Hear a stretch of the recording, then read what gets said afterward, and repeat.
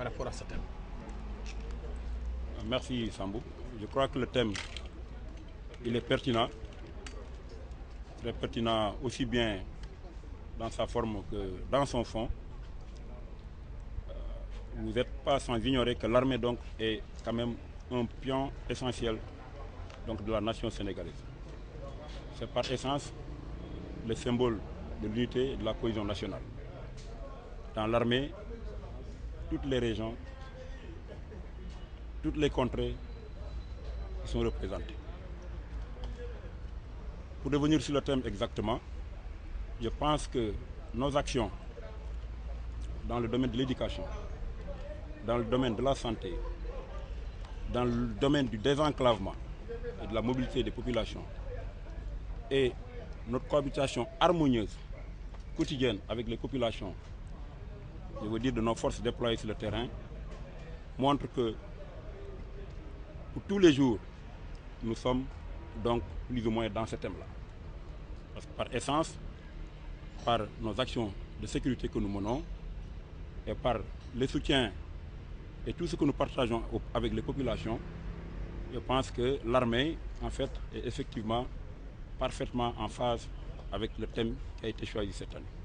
Est-ce que vous pouvez revenir un peu sur les temps forts qui vont marquer le défilé de cette année?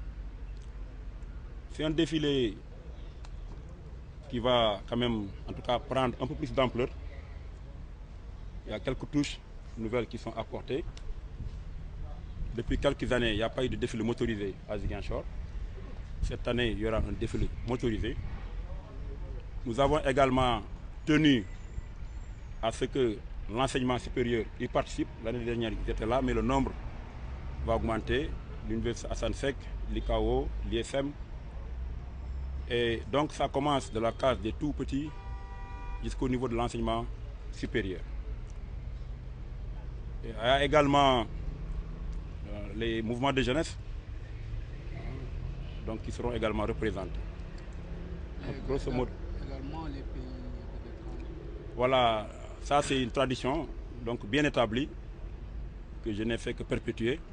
Donc chaque fois que nous célébrons notre accession à la sécurité internationale, nous tenons à le faire en communion avec nos pays voisins, la Guinée-Bissau et la Gambie.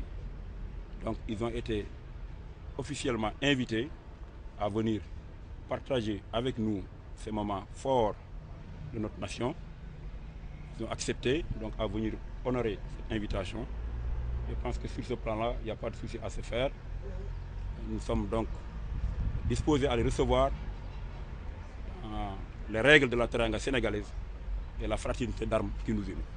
La relance des activités. Quel sens donnez-vous à la retraite au flambeau? La retraite au flambeau, c'est partout dans le monde. Hein. C'est d'abord la manifestation de joie à l'orée donc de l'indépendance. C'est la veille que ça se passe.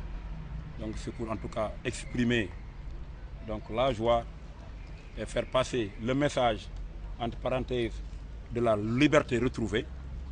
Donc c'est ça l'esprit donc de la retraite au flambeau, qui est donc en fait une activité qui se mène la veille du défilé, en tout cas de la célébration proprement dite. Relativement au thème,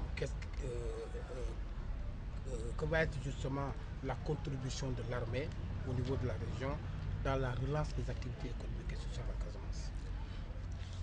Voilà, qui parle de relance de développement économique et social parle d'abord de paix. Et qui parle de paix parle de sécurité. Et nous sommes les garants de la sécurité.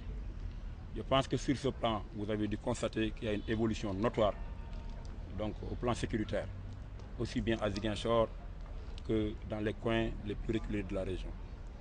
Donc ça, c'est déjà un pas encourageant pour relancer le développement économique dans cette région. C'est ça qui permet aux ONG, aux organisations publiques et privées, en tout cas d'avoir le courage de se déployer partout sur le territoire et d'y conduire les actions qu'ils ont planifiées. C'est également ça qui permet aux populations de vaquer normalement à leurs occupations. C'est ce qui veulent aller dans les rizières, iront sans problème. C'est ce qui veulent récolter leurs vergers, iront sans problème. Donc je pense que le développement économique commence par ça. Justement, dans ce sillage, vous avez annoncé également la modernisation du plateau sanitaire du camp militaire. Est-ce que vous pouvez revenir? Voilà, donc au plan sanitaire, le commandement en tout cas a décidé de faire passer le centre médical de garnison de la zone de Ziguinchor en centre médical interarmé CEMIA.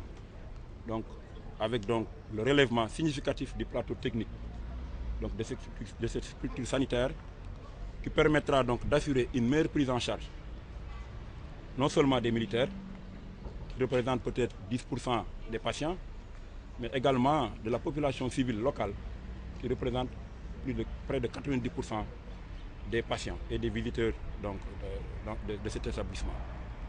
Donc les travaux sont pratiquement terminés, les équipements sont en train d'être donc en tout cas acquis par les autorités compétentes et je peux vous assurer que d'ici quelques mois, donc cette structure sera ouverte pour faire en tout cas économiser du temps, également assurer une meilleure prise en charge locale sans avoir à faire des évacuations sanitaires qui sont souvent coûteuses, voire même hypothétiques. Un mot un peu sur la randonnée pédestre qui s'est déroulée avec le CNAMS. Bon, la randonnée pédestre a été donc ce matin une activité conjointe, Force de défense et de sécurité et CNAMS. Le CNAMS, c'est le Centre national d'action anti-mine au Sénégal. Donc, vous nous avez vus coude à coude, côte à côte, parce que tout simplement, il y a eu une heureuse coïncidence. Le 4 avril, c'est la célébration de notre accession à la souveraineté internationale. Le 4 avril, c'est la journée internationale contre les mines. Donc, le CNAMS a bien voulu, en tout cas en liaison avec nous, organiser cette marche pour qu'ensemble, nous puissions en tout cas faire passer le message donc, sur les mines, particulièrement dans cette région. Et donc, vous avez vu que ce matin, le CNAMS était largement impliqué dans l'organisation.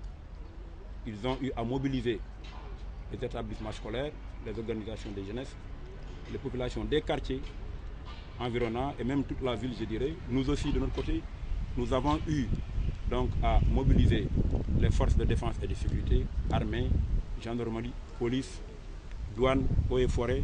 Donc c'est ça qui a fait qu'aujourd'hui, nous avons eu droit à une randonnée pédestre même mémorable avec des effectifs extrêmement consistants à travers les différents artères de la ville de Ziguinchor.